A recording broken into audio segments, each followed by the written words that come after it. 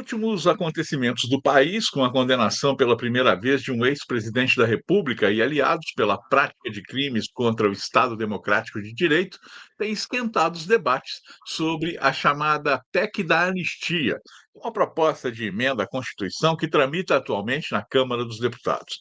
Para tratarmos deste assunto, convidamos o advogado criminalista Vitor Emídio Cardoso aqui no nosso programa, que a gente fala um pouquinho do direito. Seja bem-vindo, Vitor. Muito obrigado mais uma vez, Salim. Vitor, antes da gente falar sobre a PEC propriamente dita, você poderia explicar o que significa anistia, juridicamente falando? Esse instituto que a gente tem comentado bastante nos últimos dias, como você adiantou, tem raízes bem antigas. Já se falava em anistia, por exemplo, no período da Grécia Antiga. Está relacionado à amnésia, a esquecimento. Então, é uma espécie de um perdão que o Estado, que o poder público dá a indivíduos que estão sendo processados criminalmente ou mesmo aqueles que já foram condenados. No caso, no Brasil, a anistia ela só pode ser concedida pelo Congresso Nacional. É diferente, por exemplo, do Instituto do Indulto, que pode ser concedido pelo presidente da República. Então, a anistia só é um ato do Congresso, está prevista na Constituição Federal Brasileira, e a sua consequência, que é a extinção da punibilidade, ou seja, a impossibilidade de cumprimento de pena, está listada no Código Penal Brasileiro. Isso. Então, agora sim, aqui no nosso resenha penal, né, para a gente falar um pouco sobre direito penal, o que consiste essa PEC da anistia? O que ela está pretendendo? Essa PEC da anistia, ela tem sido considerada, de certa maneira, oportunista, porque ela passou a ser discutida no contexto daquelas condenações e daqueles processos, daquelas investigações pelos atos do 8 de janeiro. O objetivo inicial seria conceder uma espécie de perdão àquelas pessoas que foram condenadas pelo 8 de janeiro, pelas práticas consideradas golpistas pelo Supremo Tribunal Federal. E hoje já se fala também na possibilidade de extensão para os chamados líderes dessa trama golpista, incluindo, evidentemente, o ex-presidente Jair Bolsonaro. Como tem havido uma certa pressão da sociedade civil em relação a essa possibilidade de perdão, o Congresso já começa a se realinhar para um outro sentido. Ao invés de um perdão absoluto, de uma possibilidade de redução das penas daquelas pessoas que foram condenadas, penas muitas vezes altíssimas, ultrapassando 20 anos. Mas como é que a comunidade jurídica tem reagido a essa intenção de alguns setores do Poder Legislativo Federal? Nós temos basicamente duas correntes de pensamento em torno disso, duas correntes de discussão. Eu posso falar com certa certeza que a maioria dos juristas tem visto um absurdo muito grande dessa PEC, no sentido de que ela tem um desvio de finalidade. Eu lembro que alguns anos atrás, quando a Lava Jato começou a direcionar os seus atos para o agora presidente Lula, chegou a se cogitar uma nomeação dele para ministro-chefe da Casa Civil naquilo que pelo STF ficou conhecido como um desvio de finalidade. Era uma tentativa de blindagem, de dar a ele o foro por prerrogativa de função, foro privilegiado. A lógica aqui seria exatamente a mesma. Seria uma anistia casuística, especificamente para beneficiar o ex-presidente. Tem se entendido também que violaria a repartição, a tripartição dos poderes, porque essas pessoas foram sentenciadas após um devido processo legal pelo Supremo Tribunal Federal, então haveria aqui uma invasão na esfera de atribuições do STF.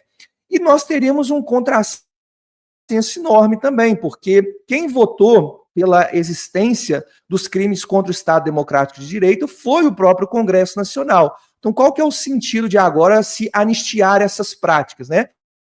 Mais uma vez, seria algo casuístico, algo relacionado a desvio de finalidade.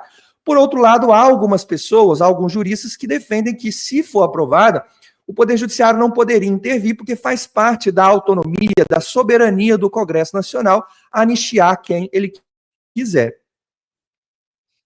Agora, a Constituição, ela permite a concessão de anistia para alguns crimes relacionados ao 8 de janeiro ou crimes como os que o ex-presidente foi condenado?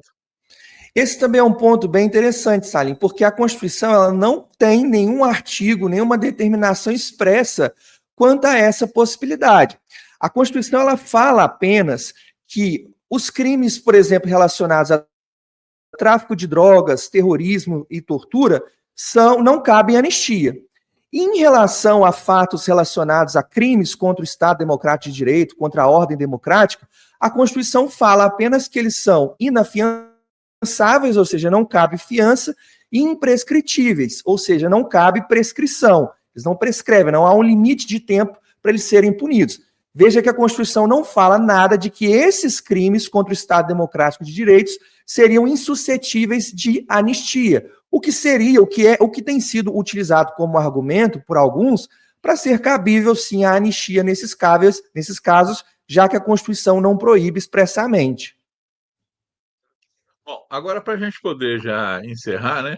Na sua opinião, existe alguma explicação do porquê a Câmara optou por propor essa PEC, uma vez que a lei federal tradicional, digamos assim, né, já existe essa lei?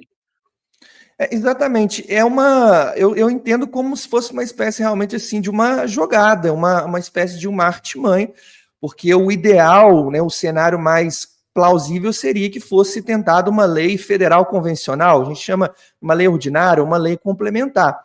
Só que tem um problema, Salim, essas leis ordinárias, convencionais, elas ficam mais suscetíveis de um controle judicial, são mais fáceis de serem declaradas inconstitucionais, são mais fáceis de serem aniquiladas, de serem retiradas da legislação como um todo, né, do ordenamento jurídico, como se diz.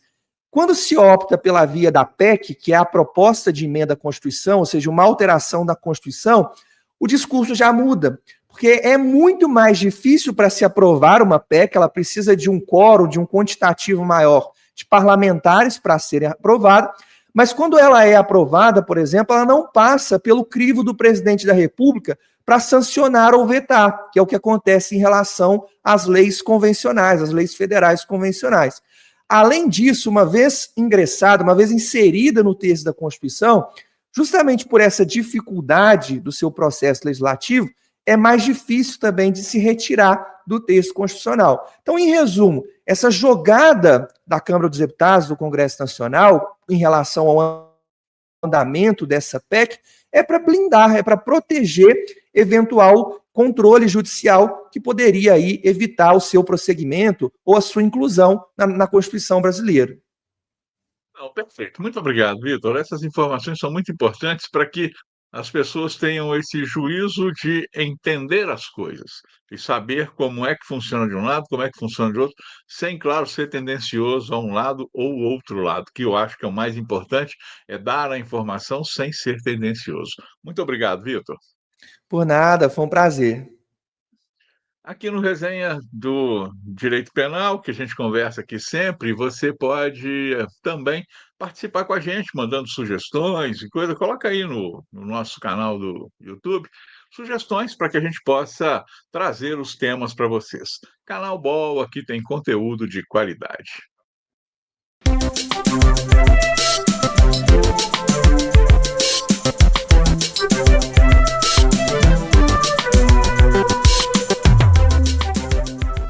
Olá, o Barbacena Online convida você para participar de nosso canal. É muito fácil, curta o vídeo, clique no botão de se inscrever aqui embaixo e no sininho para receber notificações sempre que tivermos um novo vídeo. Aqui tem conteúdo de qualidade.